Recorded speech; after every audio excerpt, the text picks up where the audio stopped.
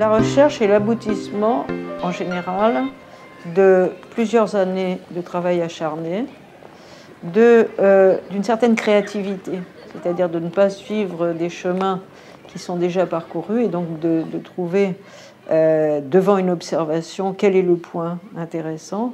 Et le troisième aspect, c'est vraiment de pouvoir, à partir d'une hypothèse souvent hasardeuse, de pouvoir faire la démonstration. Est-ce que tu as une procédure dans tout ce que j'ai fait dans ma carrière, ce qui a été évidemment le plus marquant, c'est la greffe de sang de cordon ombilical et toutes les informations et tous les progrès qu'on a eus à cette occasion, puisque ça a permis quand même de développer un champ tout nouveau dans le domaine du traitement des maladies hématologiques.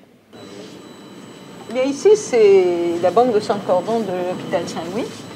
Voilà, donc on prélève dans les maternités et puis c'est envoyé ici. Quand on en a besoin, on en prend un, on le décongèle et on l'injecte directement par voie intraveineuse. Qui en a besoin? Ce sont toutes les indications de la greffe de moelle, c'est-à-dire essentiellement des leucémies ou des maladies héréditaires de l'enfant. Voilà. Je garde tout ensemble. Vous n'oublierez pas d'envoyer à mon mari qui sache où je suis. Je ne l'ai pas fait. Le mari, j'ai oublié. Vous avez oublié le mari. Il n'est pas content parce qu'après, il ne sait pas où je suis. Donc ça, c'est Minneapolis. Le téléphone. Ça, c'est Bergame.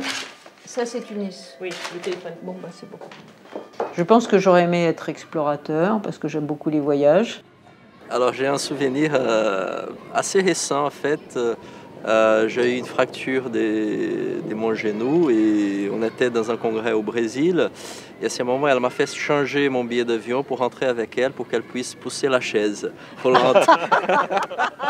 Parce qu'elle m'a dit que je n'allais pas réussir tout seul. Alors elle m'a vraiment fait changer le billet. Et voilà. Garde-malade. Voilà. J'ai eu beaucoup d'idées et disons que dans les idées que j'ai eues, j'en ai peut-être réalisé 20%.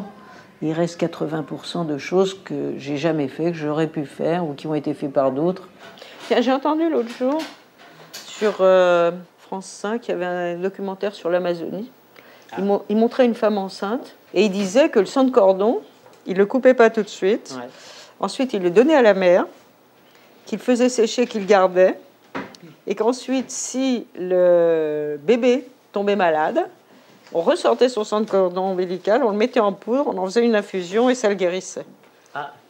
J'avais jamais entendu celle-là. Et nous, c'est ce qu'on fait finalement. On garde ce qu'il y a dans le sang de cordon ombilical pour traiter ultérieurement. Finalement, on fait la même chose, mais avec la science.